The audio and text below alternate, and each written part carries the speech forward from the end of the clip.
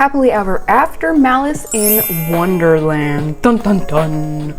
Hello my beautiful family and welcome back to the channel. I am so glad you're here to celebrate the release of episode 14. I'm just kidding, nobody cares. Let's get the show started with Gino and Jasmine.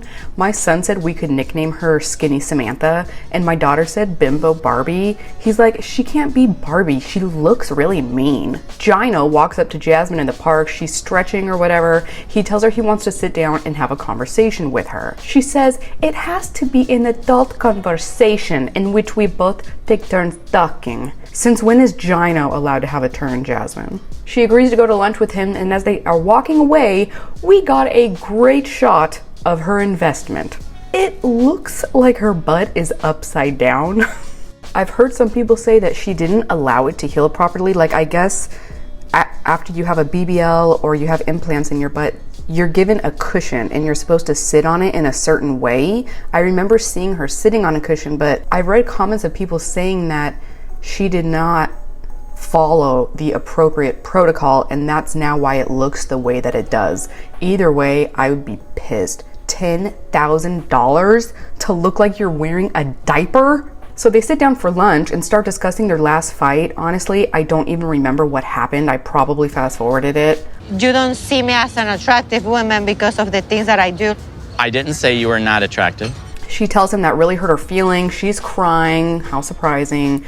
Gino's like, yeah, well, it really hurt my feelings when you said I'm not a provider.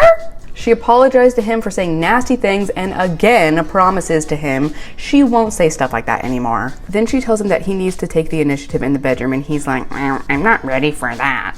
I think it's true that his performance has taken a hit because of his consumption to you know what, but I also think it's true that he'd really rather do it with himself because Jasmine makes him feel so bad. I mean, if my husband has hurt my feelings, I don't want to do it. Also, Gino's fake is stuck like this. Oh my gosh, it drives me crazy. Like in my eyes, you're the most beautiful man on earth. Oh, so sweet. Wow, that is so sweet, Jasmine. So they kiss and make up, and then Gino takes her to look at dresses for the pageant. I personally really love this color on her. I think this would have looked a lot better if she had taken the bra off. The orange also looks really nice on her, but personally, I like the pink. She ends up getting this burgundy gown and it's beautiful, but it looks so old lady compared to the other ones. Like, I think she's just going to disappear on the stage in that dress. Moving on. Oh, Sophie and Rob.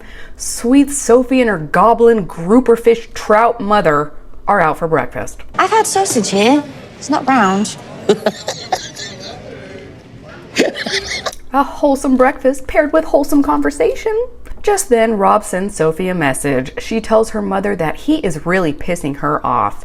In her private interview, she tells us that she has been considering going back home, but she expects him to apologize first for the last conversation that he had with her mother when he was being so rude to her. This gaslight twat I've ever met in my life. Mom. No, I hate him. Stop. Yeah, Rob, you should totally apologize for being verbally abused.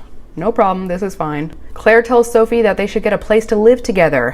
What a surprise! Thankfully, Sophie's like, no, Mom, I don't want to do that. Of course, the mom pushes back, but Sophie laid it out straight away. They would not be living together. We could get a place together. No. You mean no? No. Why? Oh my gosh, what is the mother wearing? Where are you going? To Cinderella's trailer park? I'm sorry, I don't like her. She is just trying to be a good parent to me, and I just want him to apologize for at least, making her cry. It would mean a lot to me. She's not trying to be a good parent, Sophie. She is a very selfish woman. She doesn't see you as a daughter that she needs to guide and teach and instruct. She sees you as a meal ticket. The mother takes Sophie's phone away from her and tells her that last night was awful. He was horrible. She's like, so what are you gonna do, Sophie? Are you gonna go back to London? And Sophie's like, no. Okay, let's fast forward.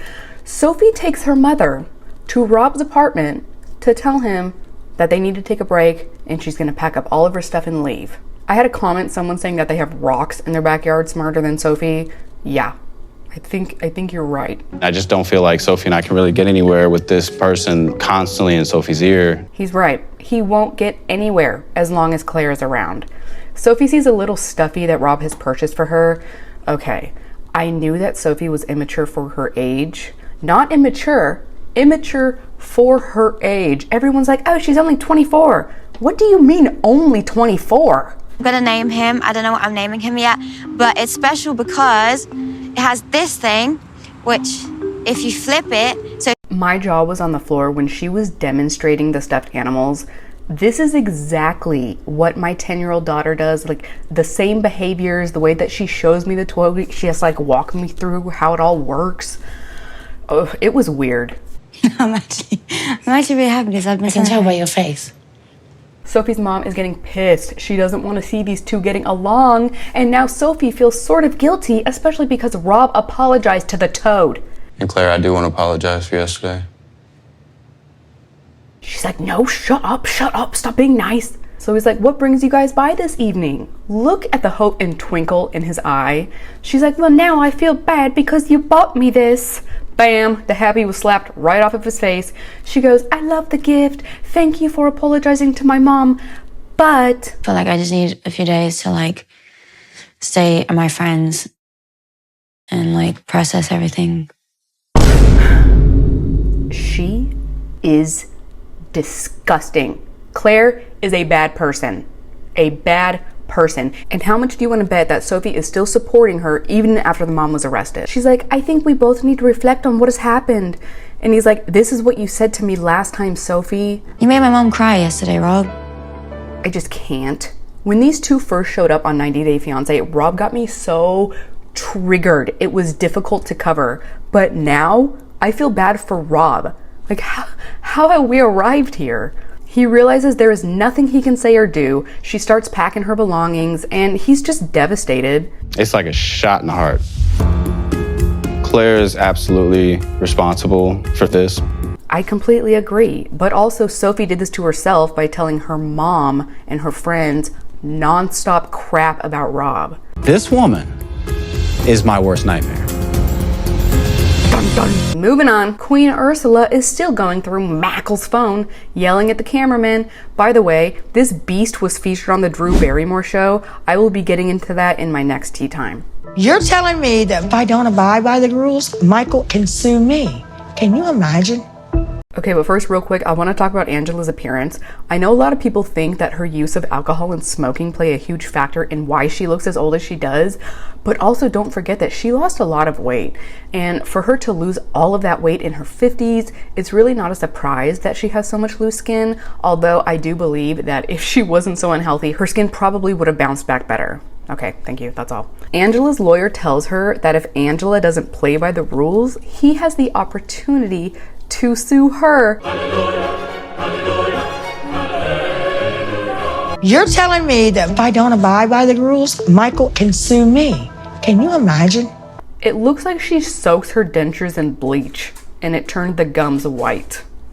The lawyer tells Angela to make sure that she is sure of what she wants to do, because if this is all innocent, she will be taking them back to square one. So they hang up, and Angela decides she's going to meet up with Mackel so she can rip him a new one. Thank you for letting me see the phone, because I found out a lot of stuff.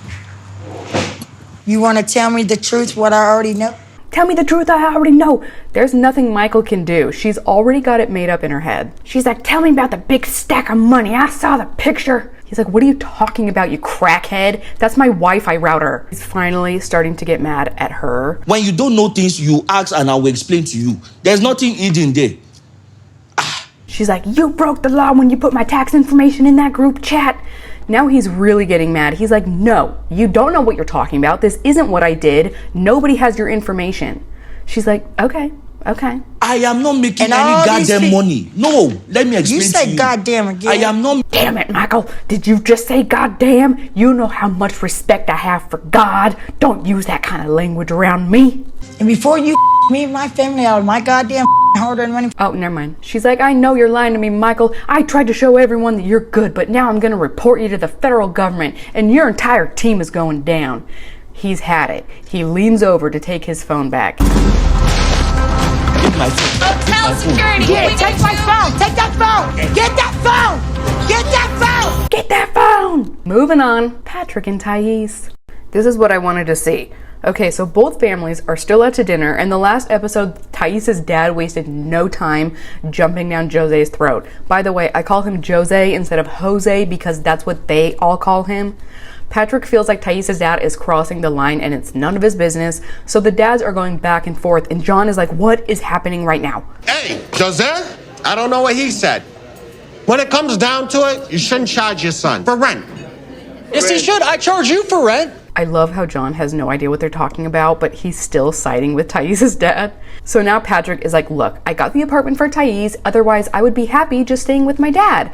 But these two can clearly see that he needs to cut ties with his dad. Then Thesa's dad is like, you know what, Jose, your son did me wrong too. He never came to me man to man to ask for my daughter's hand in marriage. Pedi desculpa até hoje. Você não soube educar o filho seu, não? Whoa. Those are fighting words. Does he know that Jose didn't raise his son? Thais lied to you. You weren't able to get my brother to ask you for the blessing to kiss the ring. I'm pretty sure the dads can't understand what he was saying, but I still loved it. Patrick is like, dude, just shut up. You're making it worse. That's how, that's what a good detective does. And that's what I'm doing. You are not a detective. I'm good. I'm real good. John is trying to tell the dads that it was nobody's fault, and her dad, I really don't know what his game plan was, but he isn't stopping. Thais finally tells him that he's talking too much and he needs to stop. How could they possibly have a birthday party when there is already so much fighting? The next day, Patrick and Thais are talking about what happened. Patrick is realizing that almost everyone is against his dad. She tells him that she wants to get rid of the apartment. It's causing too much stress. How is it causing stress in our relationship? Because we are fighting about this. Because you think over one thing, over nothing, though. Because I think another thing. It is so annoying that he keeps taking up for his dad at his wife's expense. Like, you live with her, you married her, you have a baby with her. Screw your dad. Where was he? Patrick's like, this trip is for us to spend time with the family and rebuild relationships. Let's just focus on that. She's like, you had an opportunity last night and you didn't do anything. You just want to argue with my dad the whole night. I don't really feel like you want to talk to me much. So these two are now fighting because of all the tension between the family. Thais tells us that she's sick of the drama, it's exhausting, she just wants to have some fun. So they meet up with her girlfriends. Eu não conheço, Patrick. Não podemos confiar em ninguém, principalmente em homens. Wonderful. More single women telling their married friend to get a divorce. Her friend Natalia starts interviewing Patrick, asking him all these questions, and then telling him that their relationship moved way too fast. He's like, what?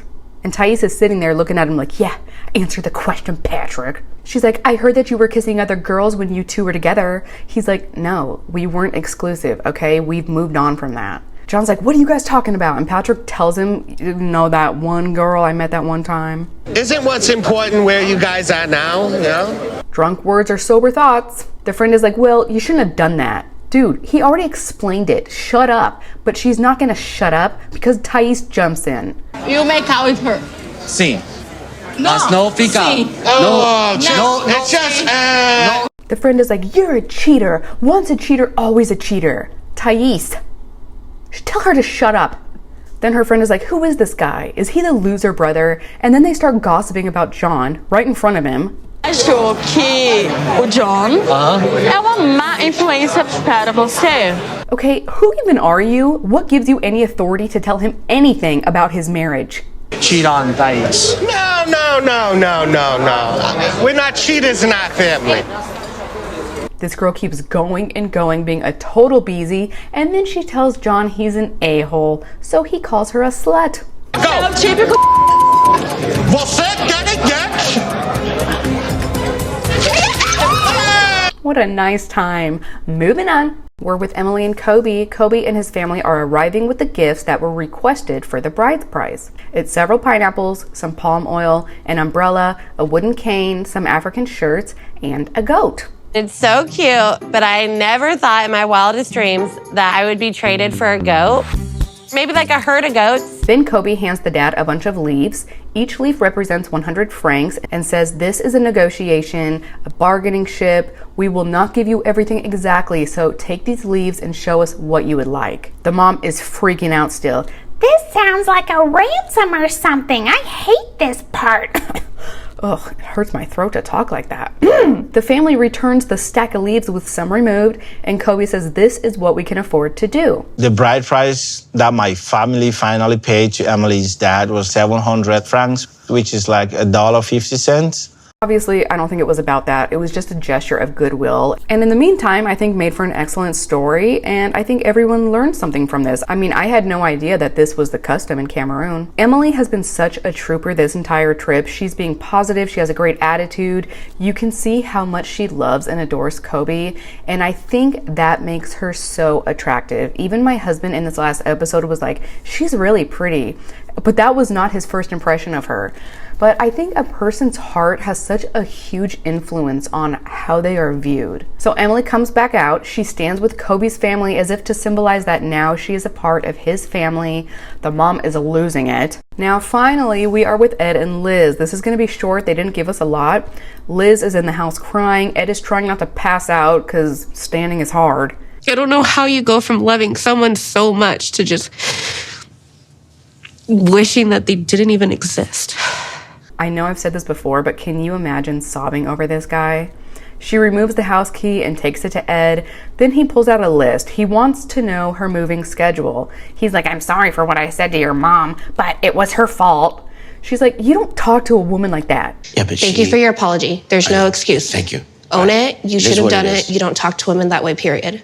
He's like, I have a request. She's like, no, you don't get a request. But he continues anyways, and he tells her that she needs to learn from this experience. I want you to You learn. learned from it. I want you to learn. I've already learned.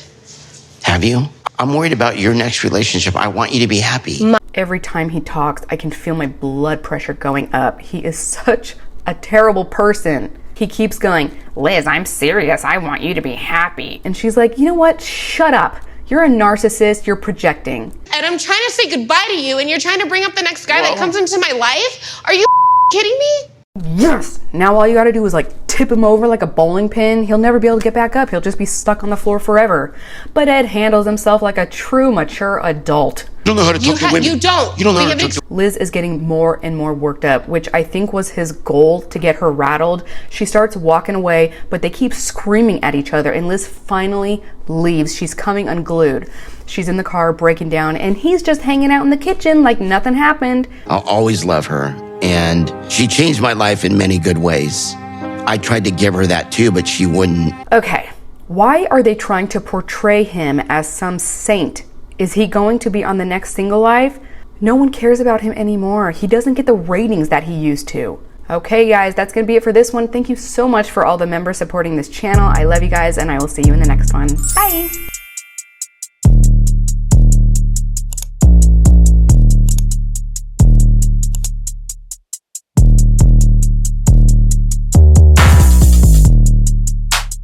Bake that pop. Pull up my button, I bake that pop.